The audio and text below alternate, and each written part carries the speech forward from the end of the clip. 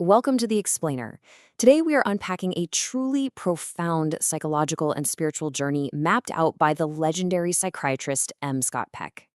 If you've ever felt kind of stuck in a rut or maybe just wondered how to level up your own mind, this is absolutely for you. We're going to explore how we move from basic, everyday discipline all the way up to incredibly complex, mature contemplation. It's essentially a staircase for your soul.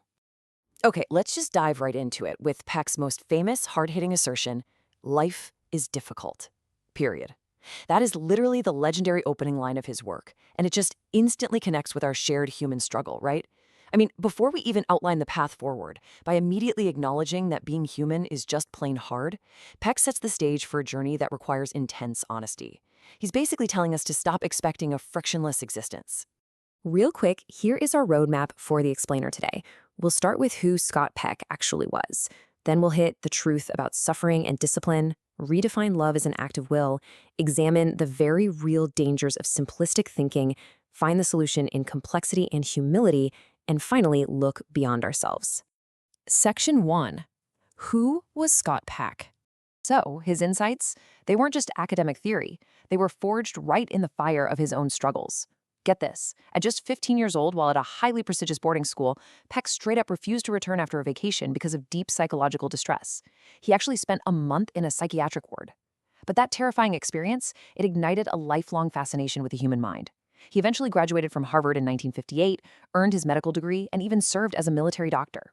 And then later in life at age 43, after deeply exploring Zen Buddhism, Judaism, and Islam, he had this profound spiritual conversion to Christianity, which just fundamentally shifted his entire worldview. To put his impact into perspective, think about this staggering number, over 6 million. That's how many copies his classic first book, The Road Less Traveled, has sold worldwide.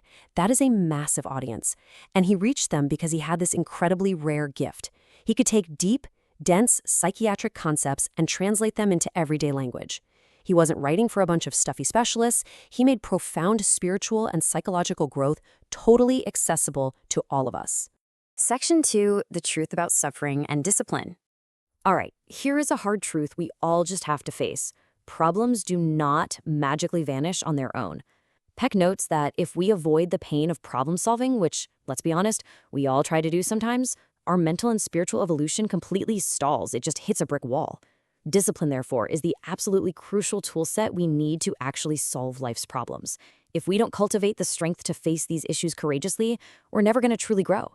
To understand where we go wrong, Peck identifies psychological traps, and a big one is something called cathexis. Now, that's kind of a heavy academic word, but it basically means an unhealthy, irrational, emotional investment of your energy into an object or a person. It perfectly illustrates how a lack of discipline and falling prey to irrational thinking leads us to make some seriously incorrect life decisions. When we lie to ourselves, whether we're doing it on purpose or totally unconsciously, we fall right into these cognitive traps. Section 3. Love as an act of will. So how does basic discipline build into something bigger? Well, we typically think of love as this fleeting, warm and fuzzy feeling that just kind of happens to us, right? But Peck completely flips that script.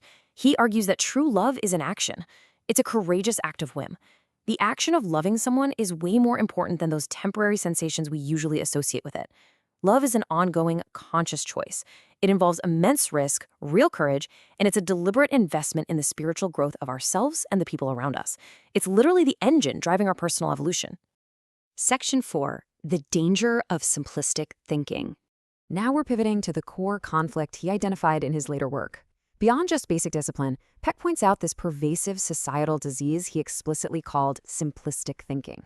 Now, simplism isn't just some minor cognitive error. It is the core problem itself. It's an approximate, illogical, infantile, and totally frivolous approach to reality. Peck warns us that while simplifying things can be useful sometimes, simplism is a curse. It makes us completely ignore the really profound, heavy questions of our existence.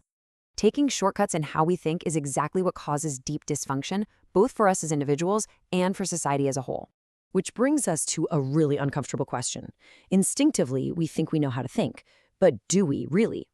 Let's dive into this, because Peck warns that assuming thinking just comes naturally is a super dangerous, incredibly widespread fallacy. We live in this wildly complex world, and the mechanism we use to judge things and make decisions is often profoundly broken. Thinking is actually incredibly difficult. It's hard work, yet almost everyone falsely assumes they just intuitively know how to do it. The reality is, we fail to think well because we usually fall into one of two extremes. On one side, we're too satisfied with ourselves. We get complacent and completely fail to examine our own viewpoints. Or, on the flip side, we're too self-absorbed. We're so agonizingly focused on ourselves that we literally lack the time or the mental energy to invest in real deep thought. And the result? We end up making terrible decisions based on flawed instincts instead of actual deep processing. Section 5, the solution, complexity and humility. So, what's the cure for this disease of simplism? We have to step up to the next level of maturation. Think about this. Throughout history, the absolute greatest harm is almost always caused by people who are completely convinced they are doing the right thing. Operating without a single shred of doubt is incredibly dangerous. True wisdom actually starts the moment we accept the partiality of our knowledge. Acknowledging our own limits isn't just an act of humility, it's honestly just an act of basic intelligence. Ascending to that wisdom is a laborious, circular process. It's not a straight line at all.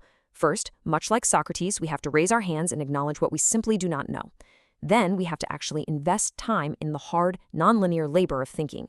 It overlaps, it circles back on itself, and it demands that we pay our intellectual and emotional debts. Finally, the ultimate goal of all this mature complexity is integration, seeking the recovery of the whole. It's about bringing all the fragmented, messy parts of our understanding together to form true integrity. Section 6, looking beyond yourself. And this brings us to our final resolution, the spiritual act of contemplation to transcend the self. Now, this is a truly vital distinction. When we turn our contemplation entirely inward, we fall right into the trap of narcissism. It's like the myth of Narcissus, obsessing over our own reflection until it literally destroys us. True contemplation, however, requires what philosophers call an ontological difference, which is just a fancy way of saying the small looking at the great.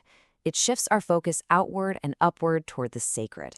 It's an active forgetting of the self by attaching ourselves to a cause or a being that is so much larger than we are. Which leads us to the beautiful endpoint of our journey today.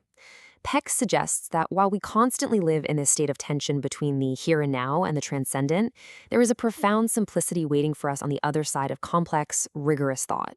If we can just abandon those easy, simplistic certainties and embrace mature, permanent questioning, we can humbly know that ultimately all paths lead to a higher truth. I want to leave you with this final thought for our explainer today. Maturation is absolutely not a passive event. It doesn't just happen to you. It is an active, courageous climb. I highly urge you to step away from the comfort of infantile instincts and approximate thinking. Start asking those difficult, highly complex questions that actually lead to true maturity. The only question left for you is, are you ready to pay your intellectual debts?